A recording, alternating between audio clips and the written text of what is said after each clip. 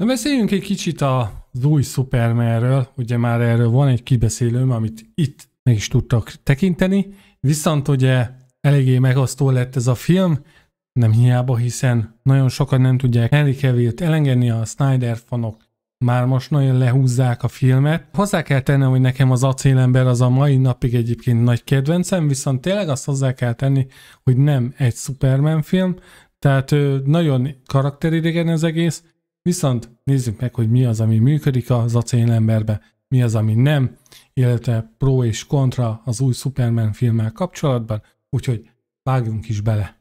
Hát ugye az Acélember az 2013-ban jött ki, júniusban, azt hiszem. Én azt is szintén premier napján láttam.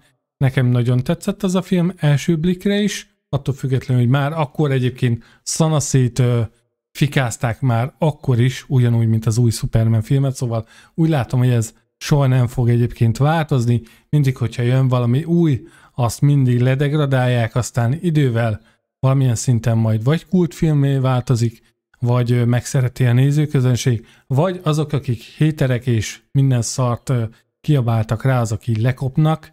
Szerintem az igazi rajongók azok ugyanúgy szeretni fogják az új filmet is, a régit is, tehát akik úgy néznek filmet, hogy először megnézik a trélert, bizakodnak benne, hogy jó lesz, elmennek megnézni, és majd csak azután alkotnak véleményt.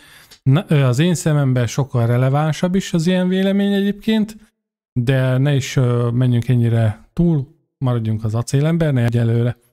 Ugye Snyder megcsinálta az Acélembert, ugye ott volt társ forgatókönyv rendezőként Christopher Nolan, ebben már nem is vagyok annyira biztos, azért így már 12 év távlatával azért ezekkel a dolgokkal azért nem vagyok tisztában, nem vagyok kritikus, úgyhogy nem fogok én ezeknek most újra utána nézni. A lényeg az, hogy Christopher Nolan ott volt, meg is volt benne a keze nyoma, eléggé olyan Batman kezdődik volt a feelingje az egész filmnek, ami nekem egyébként tetszett. Tehát tetszett ez a kicsit realisztikusabb megközelítés a dolgoknak, ugye Kryptont is teljesen más perspektívával ismertük meg, ugye ott volt Russell Crowe, mint Jor-El, tehát a casting az nagyon jó volt, nyilván egyértelműen, és ezt ugye szanaszét is kapták a filmet, hogy tele van logikai bukfencekkel. Nem mondom azt, voltak dolgok, amiket akárcsak az új Superman filmnél én is észrevettem, de engem annyira nem zavartak, tehát én nem vagyok az a típus, aki beül egy filmet nézni, és azt nézi, hogy milyen hibákat tud felfedezni, én próbálom élvezni. Nyilván vannak olyan dolgok, amire én is megmosolygom, tehát azt mondom, hogy nem árt. Ha kellőképpen jó logikai magyarázat van rá, akkor azt mondom, hogy belefér. Tehát vannak dolgok, amik beleférnek, ezeket nevezük ugye kicsit plothole-nak is, és hát én azokat nevezem annak, ami ez a jó, túllendültünk rajta, haladjunk tovább. Tehát ugye az Acélember ugye kijött 2013-ban, nagyon erősen indít, ugye Clark megszületik, vagy Kal-El, mert ugye főleg azt a nevet használják, a Superman szót azt kb. Egyszer ejtik ki az egész filmbe, ugye nem is erre volt kihegyezve az egész sztori, és ugye bemutatják valamilyen szinten Kryptonnak a tanácsát, ugye hát ugye Jor-El próbálja már ott úgymond figyelmeztetni ott a jó népet, hogy a Kryptonnak hamarosan kalács van, ugye ezzel szemben ugye az ott tábornok ő puccsot kísérel meg. Egyébként ezt annyira nem fejtették ki, hogy most miért kezdett el ott balhézni, hogyha tudták, hogy fel fog robbanni a bolygó, vagy el fog pusztulni, tehát az most ugye nem volt úgy kimondva. Nyilván volt a kódex, amivel ugye tovább lehetett örökíteni a kriptoni DNS-eket, stb. De ugye ez az egész kriptoni kultúra már úgy volt berendezkedve, hogy itt mesterségesen hozták létre az embereket, nem úgy, mint a Matrixban, de voltak áthallások, ugye mindegyiknek megvolt a maga szerepe, munkások, katonák, stb. Ezt egyébként Jor-El szépen el is mondja egyébként Clarknak, amikor megtalálja az űrhajót, de hát ugye aki már látta a filmet, az tudja, hogy miről beszélek, tehát annyira a sztorit nem akarom itt kifejteni. Nyilvánvalóan, amikor megnéztem a filmet, és ugye még a Kryptonon játszódik, nyilván Zodot elkapják, berántják őket a fantomzónába. Na az a rész, azt a mai napig nevetségesnek tartom. Lehet itt színni egyébként az új Superman filmet, de ott az Acélemberben is voltak akkora baromságok, tehát konkrétan ilyen 300 ciklus valamilyen rekondícióra ítélik őket, és akkor ilyen bezárják őket ilyen fekete műfaszba, majd felküldik egy űrhajóba, majd rá egy 5 percre, de még annyi sem, szerintem 2 perc volt, és akkor érted, az egész Krypton bolygó elpusztul. Tehát lényegében megmentették őket a biztos kihalástól. Ja, igen, azt szerintem az eléggé vicces része volt, tehát azt nem is tudom a mai napig egyébként hova tenni, de jó, rendben, így történt a dolog. Ugye valamilyen szinten ugrunk az időbe, itt se teljesen pedzegették ezt a eredet történetet, csak ilyen flashbackek formájában. Még erre azt mondom egyébként, hogy annyira nem is hiányzott, hiszen már szerintem a csapból is az folyt, hogy a Krypton felrobban, Kal-El elkerül a földre, stb. Felnevelik. Tehát ilyen flashbackek formájában azért megmutogatták, hogy neki a gyerekkora hogy történt. Ugye, és akkor volt az ominózus jelenet, hogy Kent papa nem engedte, hogy a tornádónál őt kimentse, úgyhogy szépen ő igazából hősi halált hal. Nekem hősi halált hal, mert igazából megmenti a kiskutyát. Olvastam ilyen kommenteket, hogy miért szaladt vissza csak egy kutya, stb. Én nem tudok ezzel egyetérteni, valószínűleg én is visszafutottam volna a kutyához, viszont Clarknak a helyében én simán odaszadtam volna, és megmentettem volna a saját apámat, függetlenül, hogy arra kért, hogy nem mutassa meg a képességeimet, tehát én telibe szartam volna. Tehát ez is egy jó, erős logikai bukfenc volt, de hogy ez a videó ne arról szóljon, hogy én most elkezdem fikázni az acélembert annak ellenére, hogy egyébként nagyon tetszik, mert egyébként nagyon tetszik a mai napig. Pont az új Superman film előtt azért megnéztem kb. Egy hete, és a mai napig azt tudom mondani, hogy tehát nem csorbult nálam az élvezeti faktor. Tehát nekem ennyi probléma volt az, ami nem tetszett a filmben, úgyhogy rá is térnék egyébként a pozitív dolgokra. Hát Henry Cavill nem kell bemutatni, szerintem is egy tökéletes Superman lehetett volna, hogyha jobb karaktert írnak neki, meg kicsit több érzelmet ad át. Így az új Superman film után azért vannak kicsit úgymond összehasonlítási pontok, de fizimiskára megjelenésben tényleg a csávó az 10/10, tényleg tökéletes Superman volt, elnézve azt, hogy tényleg ő hogyan szerepelt a filmben. Az első 1 óra 10 percig ugye eléggé lassan építkezik fel a sztori, majd ugye megjön Zod tábornoknál, hát az a bejelentkezés, hogy nem vagytok egyedül, és ott nyomta ott a sót, azt szerintem kurva jó volt, az egy nagyon jó hatásos belépő volt, ugye Clarkot akarják úgymond, azt akarják, hogy a földiek Clarkot kiadják, stb. Egyértelműen, mert tudják, hogy a kódexet ugye Jor-El elküldte vele együtt, ugye ebből indul ki egyébként az egész konfliktus. Ugye hát Zod először ott próbál vele haverkodni, bár ugye ilyen álszent módon.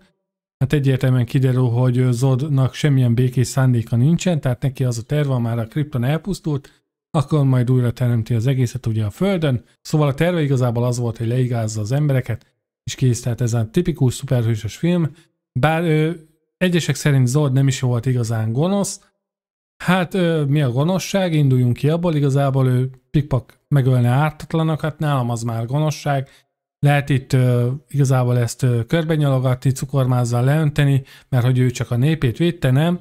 Tehát ő aljas módon ugyanúgy uralkodni akart, ez csak egy eszköz volt a számára, hogy ő azt mondhassa, hogy a népét védi, én ezzel nem tudok egyet érteni. De ez így teljesen jó volt, tehát volt egy antagonista, akit le kellett zúzni. Ugye eljött a Smallville-i bunyó, azt szerintem baszott jó lett, tehát az moziban is nagyon adott, nagyon adta egyébként, nekem nagyon tetszik, a mai napig is, tehát szerintem azt nagyon jól megcsinálták, ugye ott a kryptoniakkal, amikor összecsap ugye Superman, bocsánat az acélember, mert nem nevezzük ott nevén, valamiért akkoriban nem volt ez divat, hogy itt a hősöket a nevükön nevezzék. Az a fight szerintem az nekem nagyon tetszett, meg úgy az egész világ, tehát az egész hangulata, az egész filmnek egyébként nekem nagyon tetszett, úgyhogy tényleg innentől fogva eléggé felpörög az egész film. Ugye kiderül az, hogy Clarknak az űrhajója az lényegében egy fantomhajtóművel működik, így azzal újra a kryptoniakat el tudnák úgymond küldeni a picsába, úgyhogy megpróbálják mint bombaként rádobni a terraformáló hajóra, ami ugye időközben elkezdtek kurogatni a Földet, próbálta átalakítani ugye a Krypton-szerűre az egészet, ugye megnöveli a gravitációt, port küld a az atmoszférába, stb. Tehát terraformáltak volna. Bár nekem ez is furcsa volt egy kicsit, mert ugye amikor ugye Zodék megjönnek, azért ők már eléggé erősek, stb. Tehát valamennyire azért már ő rájuk is hat a napsugárzás, stb.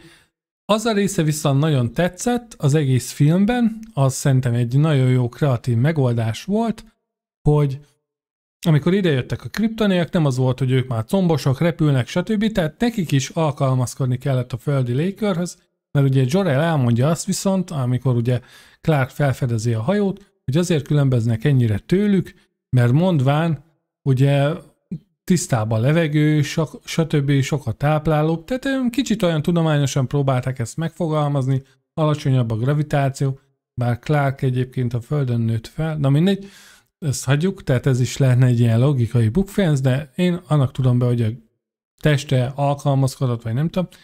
Tehát megjönnek ugye a kriptoniak is, nekik is alkalmazkodni kell, köhögnek, stb. Elájulnak, össze-visszaugrál igazából a képességük, nem tudnak koncentrálni, de ez teljesen jól fel volt egyébként építve, és ezt a részét igazából Clark szépen ki is használja, mert ugye Zod nem olyan erős, vagy hát nem úgy használja a képességeit, mint ő, tehát nyilvánvalóan ő csak igazából erős, meg nagyot tudnak ugrani, és kb. Ennyiben úgymond kimerül az ő képességük, meg azon kívül ugye, hogy sértetetlenek.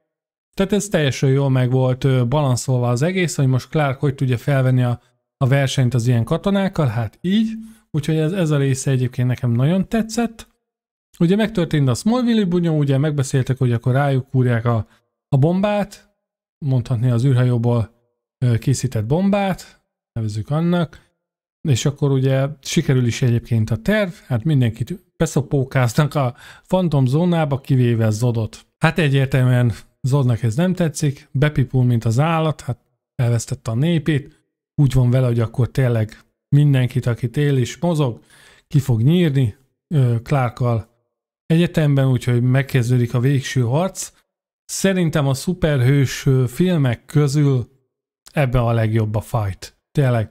Ezt nem is tudom, melyik tudta úgy felülmúlni, talán az Avengers Endgame, de az is csak azért, mert monumentális volt, stb., de ez a kézitusás 1v1-es fightot szerintem még egyik ilyen szuperhős film nem tudta felülmúlni, szerintem itt volt a legjobb.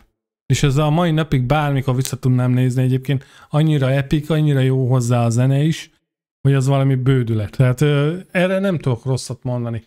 Ugye annó, én emlékszem, nagyon szétszették egyébként a filmet, hogy és igen, ezt az új Superman film után azért tényleg hibaként lehetne felróni, hogy itt Clark abszolút nem Supermanként viselkedik, tehát ugye megküzd Zoddal, lezúzzák a fél várost, ugye nem figyel arra, hogy kiket kell pluszban megmenteni, tehát ezért mondom azt, hogy ő nem igazán volt Superman, azért marad acélember, de attól függetlenül a látvány, a zene, minden, tehát az baszat jó, tehát én valahogy a mai napig meghallgatom nagyon szívesen egyébként Hans Zimmernek a soundtrackjét, mert tényleg annyira epikus, és ugye itt jön a kontra az új Supermannel kapcsolatban, ugye amikor a kiveszélőben is mondom, hogy a Kaiju-val harcol, ott azért folyamatosan azt nézi, hogy kit kell megmenteni, itt ugye ez nem történt meg, tehát ez is egy hibaként lehetne felrúni, meg fel is rúgták neki, tehát akárhogy lehet szépíteni, hogy így a Snyder, úgy a Snyder, azért annó ezt a filmet is teljesen szétkapták, ugyanúgy, mint ahogy most kapja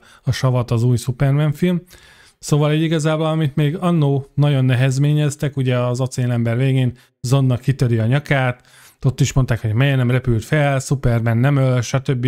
Tehát azért kapta az ívet rendesen, és ugye sokat azért meg is magyarázták, hogy amúgy a képregényben megöli Zodot, tehát hivatalos kánon szerint azért volt, hogy amúgy Superman ölt, de én egyébként ennek utána néztem, és egyébként tényleg megöli, de amúgy Superman alapjáraton tényleg nem ölt. Tehát még Darkseidot se senki, tehát egyedül még ugye Doomsday, de hát ugye ő nem tekinthető embernek. De hát ugye visszatérve, ugye nagyon mindenki mondta, hogy kitört a nyakart, az egy nagy baromság volt, stb. Igazából én, amikor néztem a filmet, engem annyira nem zavart. Tehát így azt mondanám, hogy úgy voltam vele, hogy jó, most megölte. Sokan egyébként ezt is mondták, mint amire én is gondoltam, hogy majd biztos a következő részekben majd emiatt nem fog ölni, stb. És akkor majd kapunk egy ilyen jó kis karakterfejlődést. Hát, spoiler alert, nem kaptuk meg, úgyhogy ilyen szinten tényleg nekem ezért lett csalódás az egész Snyderverzum, mert az Acélember szerintem egy nagyon jó kiinduló pont volt, nagyon jó alapot tett le egyébként, és ebből bármi lehetett volna. Én sose felejtem el, amikor megnéztük a Batman vs. Superman-t, én nagyon vártam, tehát én azt is premier napján már megnéztem, tehát nagyon el voltam tőle ájulva, hogy Batman, Superman, összecsapnak minden, nagyon kíváncsi vagyok rá, mi lesz ebből, sőt én még azt is megmertem kockáztatni, mondom, hogy a Public Enemies megcsinálják filmbe, hát akkor engem megvettek kilóra, egész életemre rabszolgájuk leszek, stb. Jó, nem, csak viccelek. Tehát én így álltam hozzá, hogy egy kurva jó film lesz, és emlékszem, kijöttem a moziból, pára megkérdezte, hogy mi a baj. Hát mondom, ez kurva szar volt. Lehet engem most ezért utálni, gyűlölni, rohadjak meg, mindent lehet erre mondani, de én így jöttem ki a moziból, kurva nagy csalódások közepette, hogy ez egy kurva szarfilm volt. És nem azért, mert azt vártam, hogy csehepúji legyen meg minden, tehát annyira vontatott volt az egész, nem volt a dolgoknak annyira súlya, ugye Doomsday-t egyből be is hozták, tehát na mindegy, nem akarok annyira belemélyedni, ugye, visszatérve ugye az Acélemberre, tehát tényleg egy jó univerzumot el lehetett volna indítani vele, ugye nem sokkal rájött egyébként a Wonder Woman, aminek az első része még azt mondom, hogy szerintem vállalható volt, szerintem teljesen jó volt, solo story minden, ugye volt az Aquaman is, még arra is azt mondtam, hogy teljesen jó film lett egyébként. A második részt egyébként azóta sem néztem meg, így, hogy egyébként kukázták az egész univerzumot, így meg aztán már pláne nem is érdekel. Úgyhogy ezzel a 3 filmmel azt mondtam, hogy na, most már jöhet akkor az Igazság Ligája. Hát ugye Snyder közben kifarcolt, személyügyi okok miatt is, totálisan megértem egyébként, viszont ugye átvette Joss Whedon a stafétát. Amikor legelőször néztem meg az Igazság Ligáját, merem azt mondani, hogy egyébként jobban tetszett, mint a Batman vs. Superman. Bár azt, hogy Superman tényleg szerepelt az egész filmben maximum 10 percet, az annyira nem jött át, tehát mindegy, de azt mondom, hogy jobban tetszett.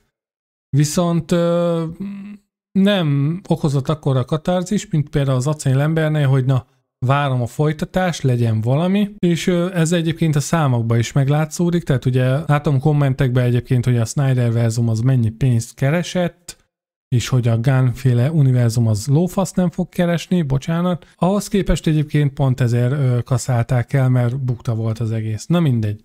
Visszatérve még egyébként az Acélemberre, ugye annó egyébként Cavillt is nagyon fikázták, hogy amúgy nem volt jó Superman, most meg már ugye ő az Isten, de ugyanez volt egyébként Afflecknél is, és sose felejtem el, amikor bejelentették, hogy ő lesz az új Batman, akkor mindenki, hogy a világ legrosszabb Batman lesz, stb. Keaton az ász, meg ugye Christian Bale, egyértelmű ők nekem is számomra a kedvencek, most meg azt mondják, hogy ugye Affleck a legjobb Batman, szóval érdekes dolog ez is, szerintem az új Supermannel kapcsolatban is ugyanez lesz egyébként, hogy most még szanaszéjjel elfikázzák, most még ugye 82%-ra lement a pontozás, azt hiszem, bár én hozzáteszem, én ezt sose néztem, engem nem érdekel, tehát engem nem érdekel az, hogy ki mit mond a filmről. Nyilván el szoktam olvasni, hogy a nagy vélemény egyébként hogyan vélekedik egy új filmről. A premier napján abszolút nem adok ezekre a pontokra, tehát nem. Tehát ténylegesen én el tudom azt képzelni, hogy mindkét oldalra, tehát félreértés ne essék, van, aki direkt lepontozza, van, aki meg direkt felpontozza, nem objektíven kezeli a dolgokat. Én ezért nem is szoktam ilyenekbe beleállni, mert tényleg annyira felesleges, hogy majd az idő eldönti. Az az egy dolog, ami sokszor szokott zavarni egyébként, hogy úgy alkotunk véleményt filmekről, hogy igazából csak láttuk a trélert, és ez az új Superman-nel is kiderült, hogy igen, a trélerbe kurva szar a CGI, ott volt a kancsalság, ott, amikor a láb megnyúlik, amikor éppen ellép valahova.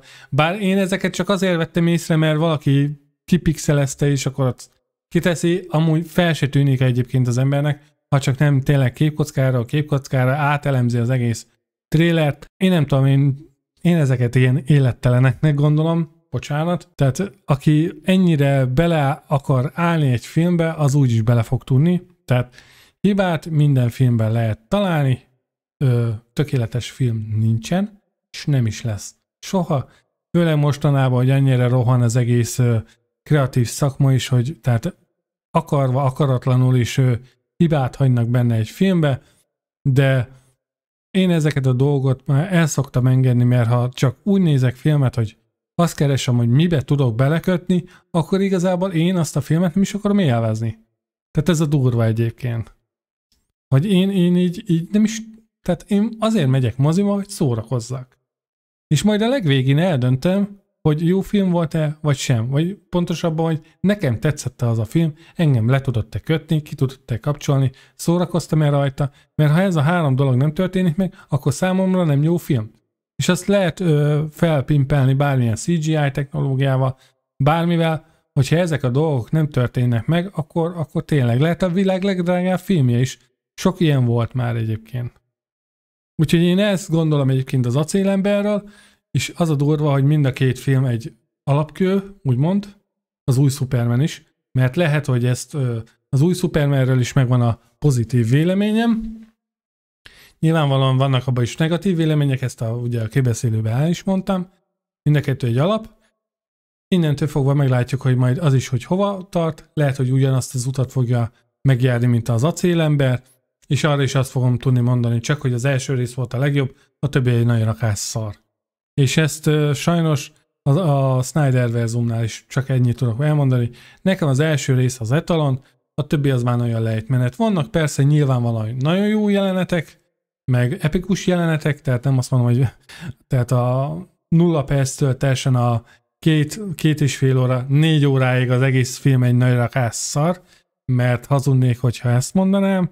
Inkább azt mondom, hogy tényleg a Batman vs. Supermanben is nagyon sok, nagyon jó jelenetek vannak, tehát tényleg, meg ugyanúgy az Igazság Ligájában, akár a Joss Whedon félében, akár a Snyder Cut-ban is, mindegyikben egyébként nagyon jó jelenetek vannak, és nagyon szívesen visszanézem őket, akár YouTube-on is, mert tetszik, mert szeretek ilyeneket visszanézni, akár ilyen jeleneteket, meg ugye a Batman vs. Supermanben ott volt egyébként, amikor a raktári harc, tehát ugye amikor Batmannek kiesik ott az embereknek, tehát az valami elképesztő, tehát utána ezt nem is tudták valahogy megugorni, nem tudom, utána tényleg Batman úgy viselkedett, mint egy balfasz.